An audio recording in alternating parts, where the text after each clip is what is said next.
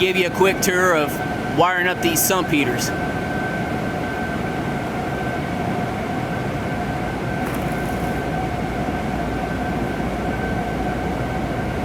There's the two heaters. Then there's my new sensor and the float switch.